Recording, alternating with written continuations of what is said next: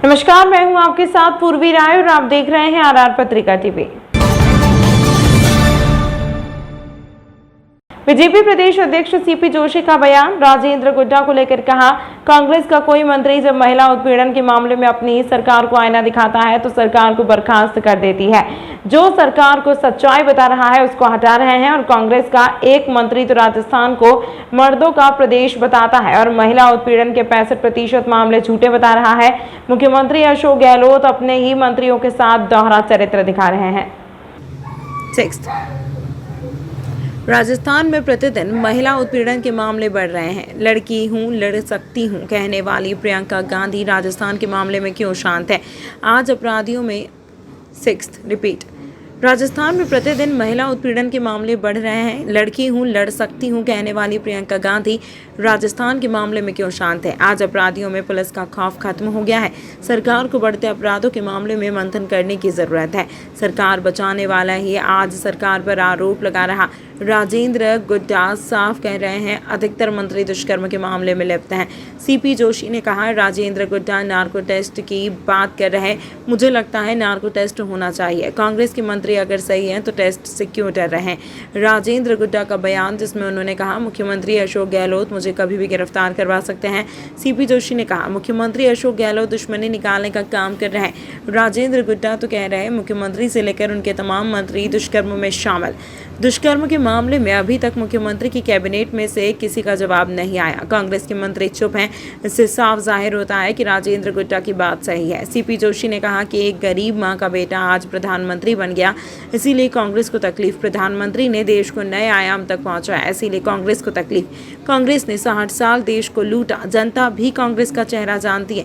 प्रधानमंत्री नरेंद्र मोदी के दौरे को लेकर सीपी जोशी ने कहा, प्रधानमंत्री किसानों और जवानों की भूमि पर आ रहे हैं। यहाँ से किसान सम्मान निधि के पैसे किसानों के खाते में डाले जाएंगे। एक तरफ जो महिला अत्याचार और दुष्कर्म की घटना को लेकर कोई मंत्री आपके मंत्रिमंडल का आपको अपना आईना दिखाए, हकीकत दिखाए, तो उसको आप रातों रात हटा देते हो। ऐसी सख्ती अगर अपराधियों के खिलाफ करते तो शायद ये अपराधी अपराध करने से पहले कुछ सोचते हैं। लेकिन अपराधियों के पक्ष में आप बयान देते हो कि 65% दुष्कर्म के मामले फर्जी हैं। आपका एक मंत्री एक तरफ तो जो सही है बात कह रहा है उनको आप हटा रहे हो, और दूसरी तरफ एक ऐसा मंत्री जो आपको दुष्कर्म के मामलों में स्पष्ट कह रहा है कि ये मर्दों का प्रदेश है, उसके लिए आप कह रहे हो कि अगली बार सरकार आ गई गलती से तो इसको वापस उसी विभाग का मंत्री बनाऊंगा। यह आपका दोहरा चरित्र है। आपके मन में मंशा होनी चाहिए। आप कह रहे हो कि फर्जी मामले, क्या उस बच्ची के साथ जिसको कोविड पैंडेमिक में एम्बुलेंस के साथ बलात्कार हो गया वो फर्जी था? क्या आईसीयू में जो दुष्कर्म किया वो फर्जी था? क्या उस मुखबधिर बच्ची के साथ दुष्कर्म करके रोड पर फेंक दिया उसको आपने घटना करार दे दिया क्योंकि उसी दिन रणथंभौर में लड़की हूँ मैं लड़ सकती हूँ वो वहाँ अपना जन्मदिन मनाने आई थी? क्या वो फर्जी घटना थी जब किसी वो शकूर खान ने किसी महिला के साथ दुष्कर्म करके उसको जिंदा एसिड डाल दिया, और उस घटना को दबाने के लिए आपने बड़ी यूनिट नहीं थी फिर भी उसको वहीं रखा, जोधपुर नहीं भेजा ताकि मामला ज़्यादा प्रचारित नहीं हो? क्या वो घटना फर्जी थी जो एक दलित परिवार कहीं राहगीर बन के जा रहा था, दरिंदों ने पति के सामने पत्नी का बलात्कार कर दिया और आपने एफआईआर लॉन्च नहीं होने दी क्योंकि लोकसभा चुनाव सामने थे? मुझे लगता है कि कहीं कहीं सरकार की संवेदना समाप्त हो गई, और इसी कारण जहां अपराधियों में भय होना चाहिए, मुख्यमंत्री जी के और इनके मंत्री के बयानों के कारण वो अपराधियों में भय समाप्त हो गया। वो भय है आम जनता में, महिलाओं में, नारियों में, बच्चियों में। मुझे लगता है सरकार को अपने आप चिंतन करना चाहिए, और ये अपराध को रोकने के लिए क्या कारण है कि आप 4.5 वर्षों में जब लगातार साल में 2 बार 6 महीने में कलेक्टर एसपी की 2-2 दिन की कॉन्फ्रेंस होती है, 4.5 साल कहाँ गई आपकी वो बैठ के? क्यों नहीं करी?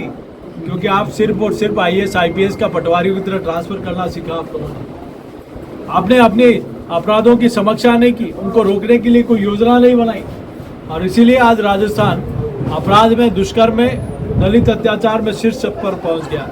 इसलिए कांग्रेस पार्टी के नेताओं को और कांग्रेस पार्टी सरकार के मुखिया को इसके बारे में चिंतन करना चाहिए। जो कांड हुआ था उस पर भी आरोप लगाए हैं। इसीलिए मैं कह रहा हूं कि सरकार का एक जिम्मेदार आदमी,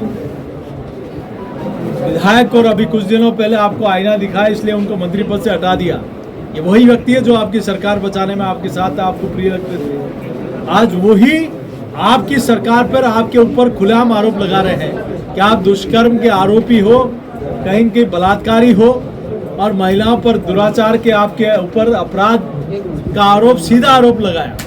और अगर आप सही हैं तो नार्को टेस्ट क्यों नहीं कराते?